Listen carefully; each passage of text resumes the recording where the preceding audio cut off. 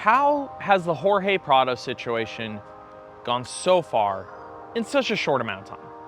Welcome back to Vital MX. I'm your host, Michael Lindsay.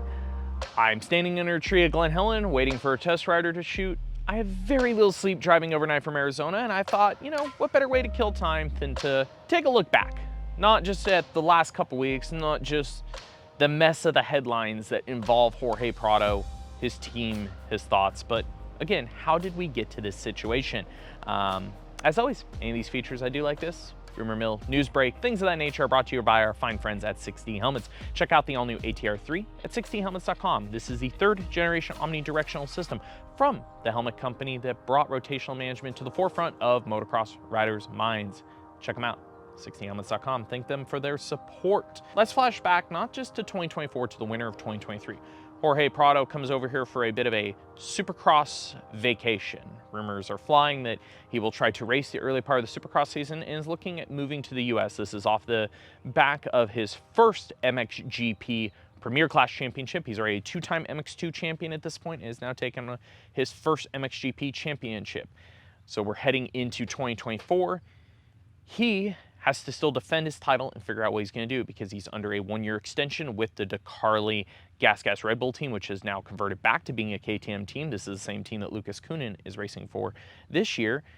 Again, Prado comes over, samples Supercross. It's not his first time on a Supercross holiday. A lot of people forgot when he was 14, going up on 15 years old.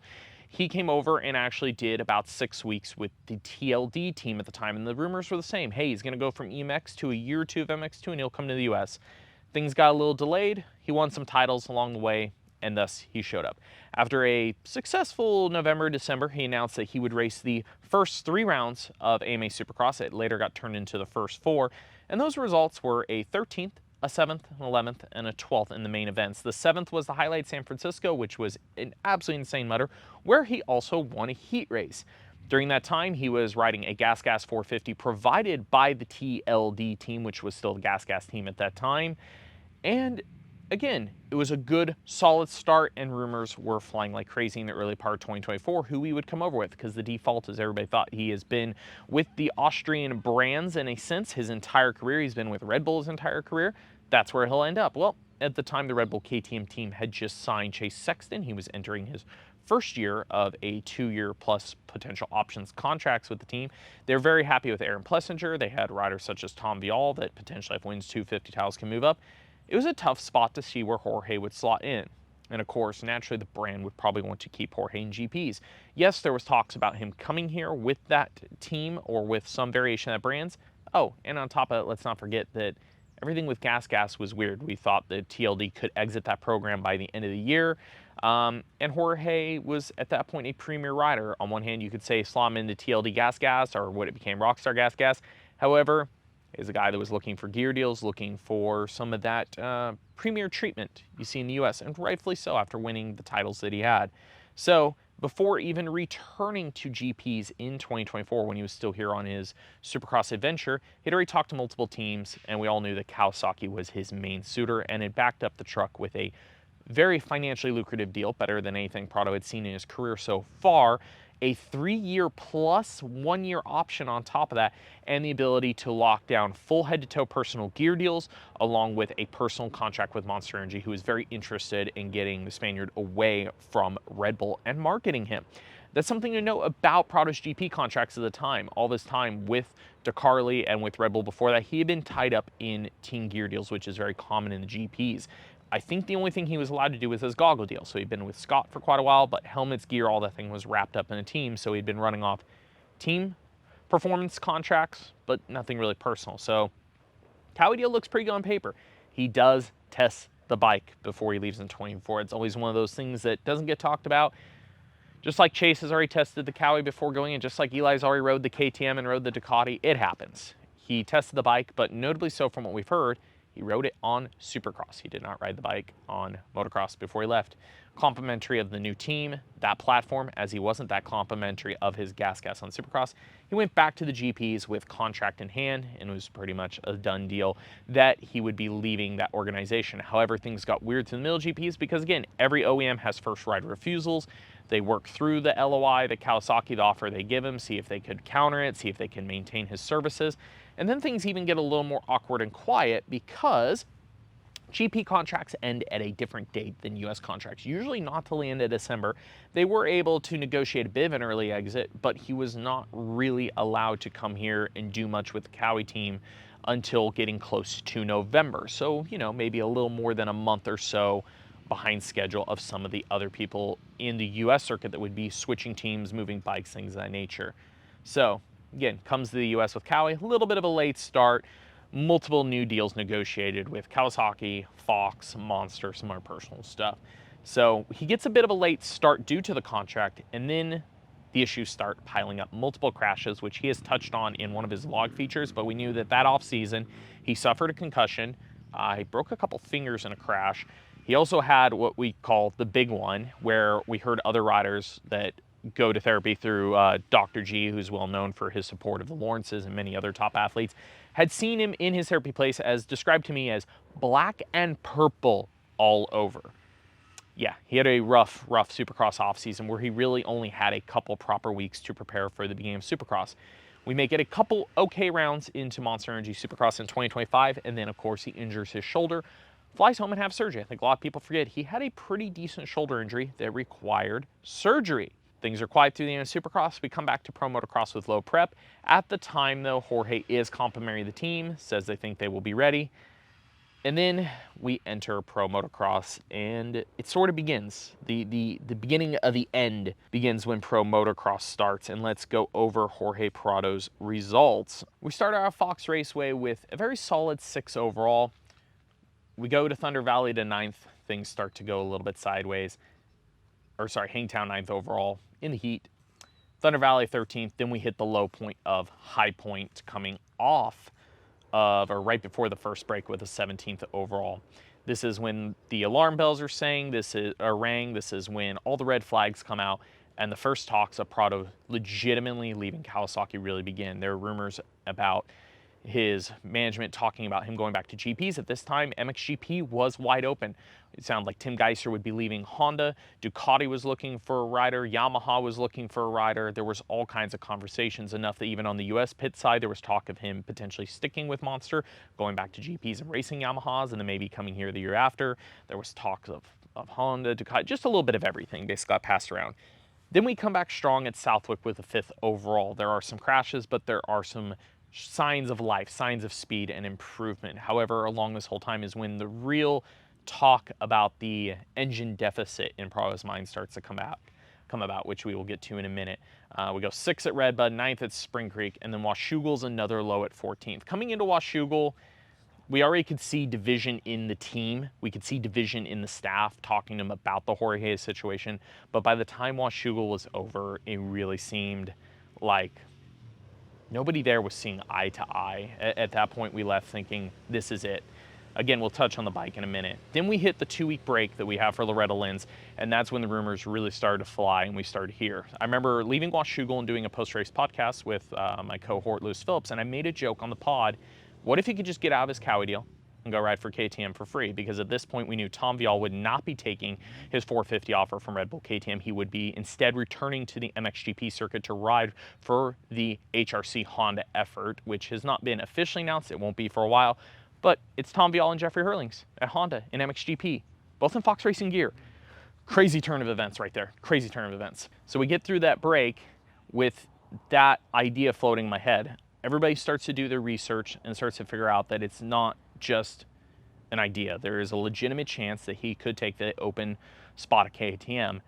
And as we entered Ironman, myself, Mathis, Lewis, all of us kind of had an idea that this was potentially possible, trying to get information out of KTM, trying to get information out of our Kawi sources to figure out how likely this really was. Steve's teases a tweet. I decide just to go for it and state the obvious of what I had heard directly from good sources at KTM, that, yeah, they could take him on a bonus-only contract, but either no or potentially very little upfront compensation. You talk to the Kawasaki contacts that we all have. It was awkward because a lot of those riders' contracts have verbiage where they're not supposed to negotiate inside of certain terms. Everybody knows that. There's no offer from KTM technically on paper because Prado first has to get out of his Kawasaki deal, which, as one source told me, it's very easy for a rider to say they're willing to ride for basically for free and willing to get out of a deal. It's another thing for them to put their name to paper and actually commit to doing it.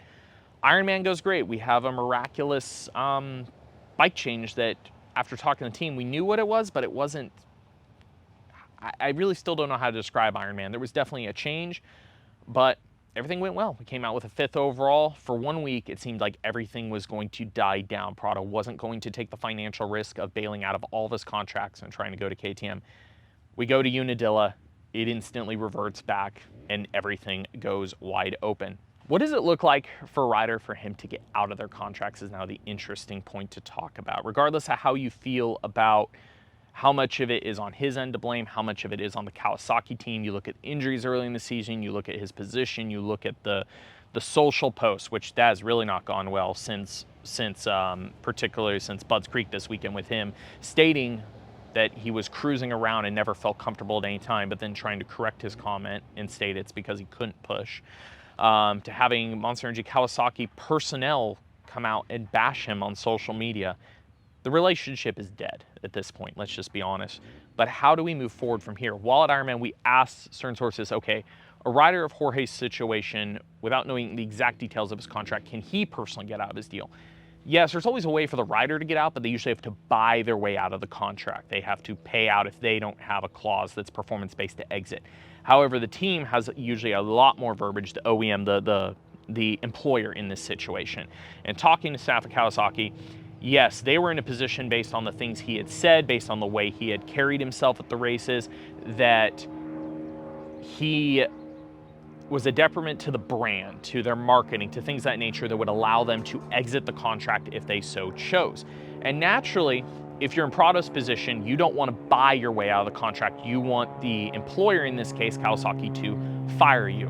That's where a lot of the speculation comes to his performance, particularly the qualifying at Budds Creek of like, hey, if he can just get them to let him out of the deal, that's the best thing for him. However, from our conversation, Cowie, they're aware of the KTM talks. They're aware that he is trying to leave or potentially looking at a pathway of leading, but that conversation is not happening internally between the team and Jorge. They said they've approached him on it, but he denies it. So ultimately, they want to take a stand back and say, yes, we can release him at any point, but we want sort of him to admit it. I think what they want out of this, my personal opinion on this, is they don't want a repeat of like the Davey Millsap's locker situation where they've actually had to directly fire the rider. They would want either a mutual parting of ways or even potentially for him to take some, not blame, but at least hold his hand up and take some of the heat during this release PR if it were to happen. Now, what else comes with that? It sounds kind of obvious that the Cowie team would release him when they finally come to that agreement point, and it could be a very clean release. They would just stop payments further on his contract from the next, the remainder of this year he's owed into next year. They may not even penalize him. But what else comes with that? And the one we've heard this week is there's 2 other things that would have to be figured out in negotiation. There is his Fox contract, which they're behind him. They're going to stay with him. There's just differences in how much Cowie would let them do with the gear versus what KTM will. It could change some of the financial numbers in Jorge's deal. Could affect his price basically, but they're committed. They're behind him. They want to market him. They believe in the kid. They bought into this again, like everybody did. When he left to go back to GPs, he had a 3-year plus 1 option in hand. This is Cowie, Monster, Fox. Everybody's on board with this. The other one I mentioned though is Monster. He does have a personal contract from Monster, and from our understanding, this is possibly the biggest holdup even as of this morning is Monster is more reluctant to let him out of the deal. You really can't force a rider to stay somewhere where they're not happy. We all know that. That's their first right of refusal baked into contract. There's options. There's so many things. But every team will tell you the same thing. You can't force a rider to stay somewhere he doesn't want to be. It's not good for anyone. But Monster has invested a lot, and they view it maybe differently than Cowie from not wanting to get out of this. So do they want a financial payoff? Maybe. Do they want something in the release? Maybe. That, as from what we know, is a holdup to the point that his management has also reached out to potential incoming sponsors of KTM to see if, can you help? Can you offset some of this? Because, yeah, Prado's in a point where he will go from having this beautiful upfront contract between Monster and Cowie that is worth in the 7 figures range plus, be able to ditch all that still have a gear deal, but might be affected because of some of the restrictions and colorways and things like that. KTM, it will at least readjust it, and potentially maybe even having to pay penalties depending on how Monster feels. So based on the cons this week, like as of right now, yeah, we think he's going to race SMX with the team, but I'm also not going to be shocked if we have a PR by tomorrow morning, 8 a.m. that says they have figured this thing out. Everything is coming apart at the seams, and from my personal opinion, I don't see a way back from this. I think too much damage has been done, of course. I think there's too much bad blood between all parties, and it would be truly a miracle and one heck of a storyline if they could figure this out. I will never say never, but those are some of the things facing Prado. Came over here with a huge agreement from a different partner brand that he's ever rode for. Had tested the bike on Supercross, maybe should have checked on Pro Motocross. You could say that he could have handled things differently. You could have said the team handled things differently, but he has been dealt a bit of a rough hand between injuries, expectations not being met, and now a lot of eyes on him based on everything he has said and where his future will lie. Yeah, anywhere from a few hours of this being posted to a few days to a few weeks, we think we will get a parting of ways press release between Kawasaki and Jorge Prado. And again, from my personal standpoint, I would be shocked if we get anything differently that says it's going to continue. Social media has been rampant with negativity surrounding Prado and his situation. From a cooler heads prevail standpoint, everybody has a thought and a comment on this situation without immediately just throwing the guy under the bus. In the comment section below, give me your honest take on this situation, where you feel like it went wrong, what you feel like could have been better or handled differently. Let's see what happens when people put their minds to this a little bit and kind of dissect it and see where they land with things. As always, thanks for watching here on Vital MX. If you like this content, hit subscribe, hit like, check out more on vitalmx.com, or if you love our stuff here on our YouTube channel, you can also keep watching here.